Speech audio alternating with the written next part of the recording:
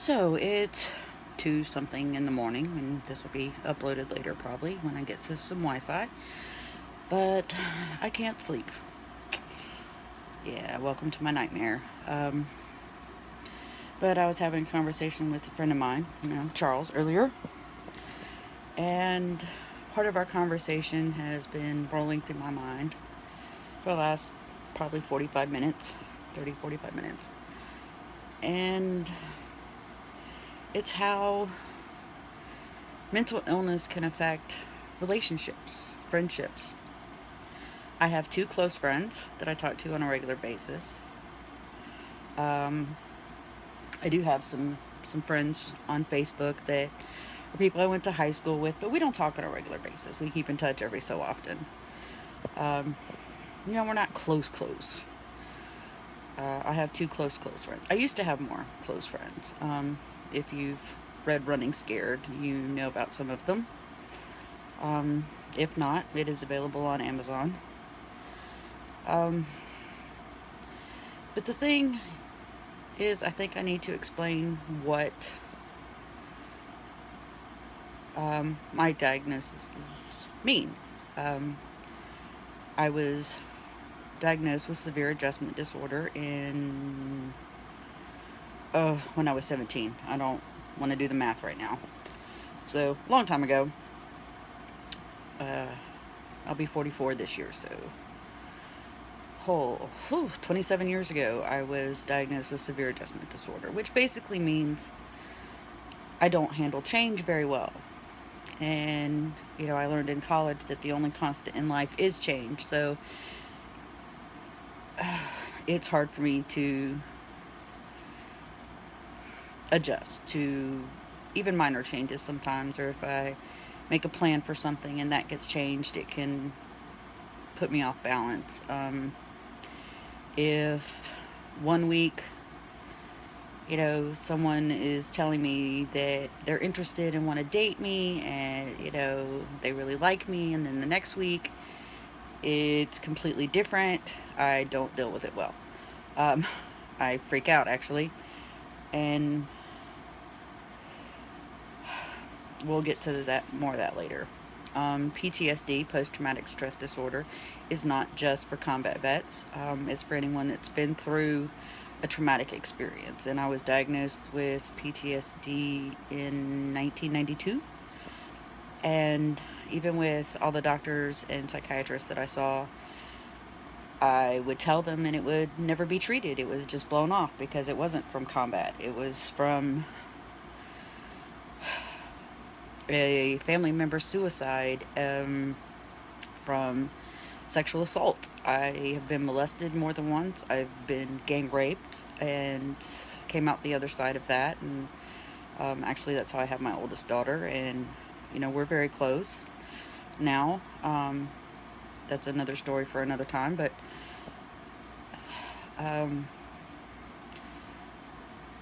PTSD can affect your self perception. Um, you've been so traumatized by an event that you feel damaged, broken, unlovable. And the more relationships don't work out, the more unlovable you feel.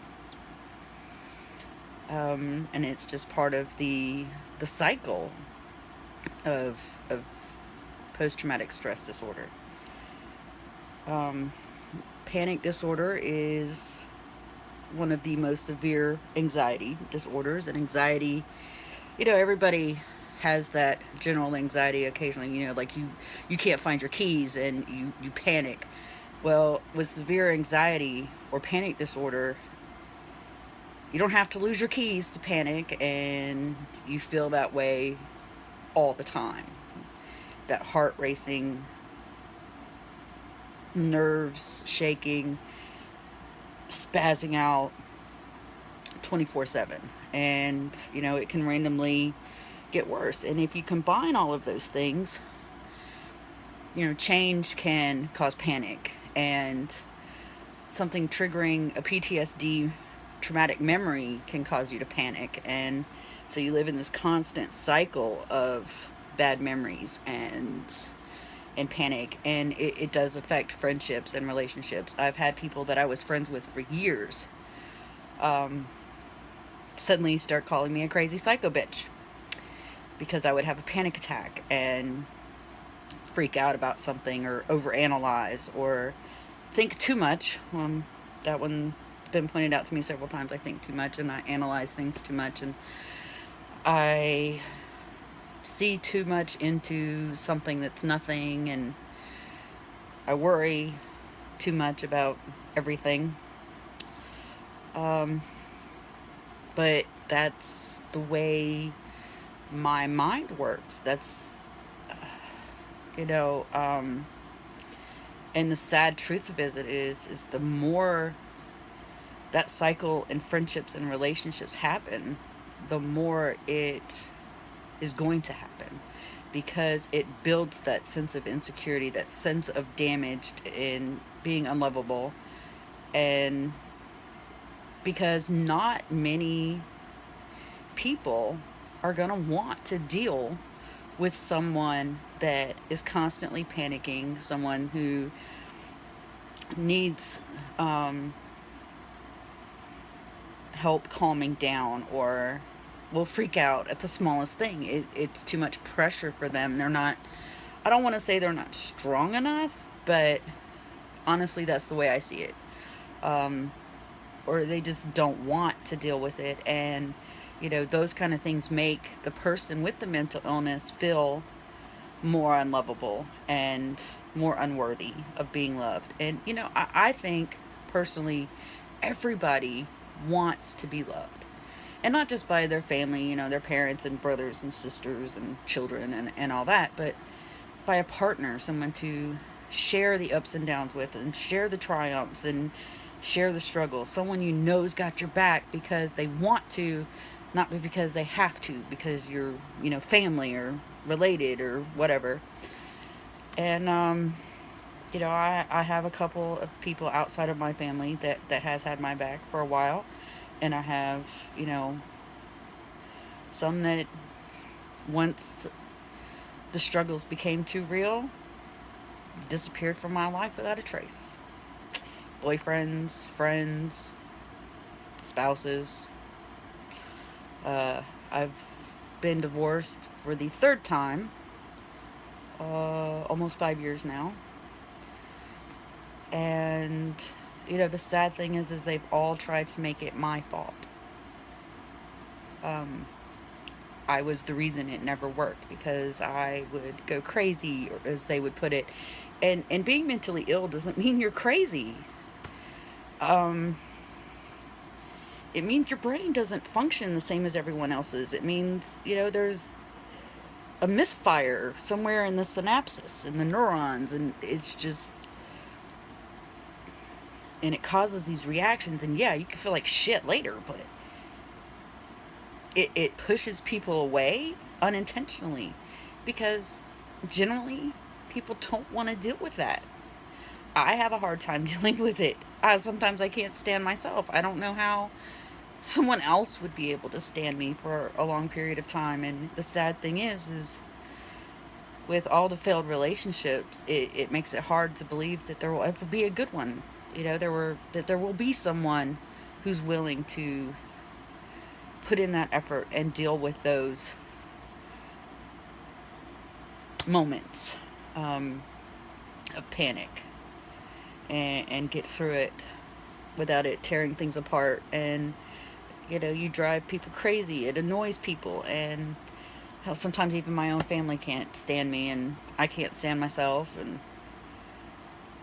I usually lock myself away in my room because I just don't want to be around people. I don't want them to have to deal with my panic and my traumatic memories. That's my burden to bear. And at my age, I really haven't had anybody willing to share the burden really with me. And that makes me sad, and sometimes it's very lonely. And but people with panic disorder or anxiety do tend to overreact and do tend to overthink. And it's all a part of the disorder. It's not that we're trying to push people away or annoy or I can't even think of the right word. Sorry, I'm I'm tired of feeling unlovable for things that aren't in my control. I did not choose to be mentally ill. I did not choose to be traumatized and have PTSD. I did not choose to have a heat stroke 2 years ago and gas poisoning twice in my life now, that damaged those parts of the brain and made my anxiety and PTSD so much worse. And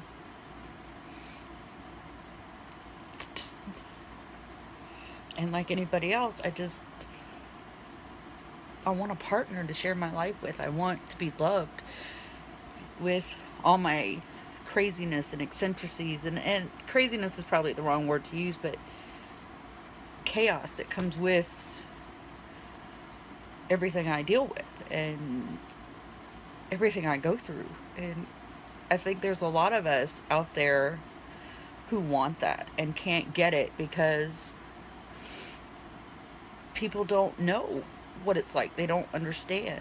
They just want to say, oh, you're just being a bitch, or oh, you're just crazy. And they don't take the time to really get it. Like, when you see the homeless vet having a PTSD episode, people are like, lock him up. He's crazy. He's going to hurt somebody. They don't understand the inner struggle that he's dealing with, or she. And that's where it affects so many different types of relationships. And I guess I'm a hopeless romantic, and I would just love to have someone stand by me. Not just as a friend, but as a partner, and love even the broken pieces. And the more friendships fall apart, the more relationships fall apart, the harder it is to believe that it could ever happen, because, with the disorders, you already feel insecure and like a burden and an annoyance. And, when you've been traumatized, especially several times in your life, you just feel broken and too damaged to be truly loved by someone. I'm comfortable in my own skin. I'm comfortable with who I am. But I'm not confident that anybody else ever will be. And I don't know how to get past that one. It's just, I just don't know. I just want to be loved, but dealing with the things I deal with, I mean, it's hard for me. I can't imagine how hard it would be for someone else to even want to deal with that on a long-term basis. I just don't know that it's possible. So now that I've cried and vented that out, I think I'm gonna try to get some sleep, and we'll continue these video logs, because maybe it'll help somebody else.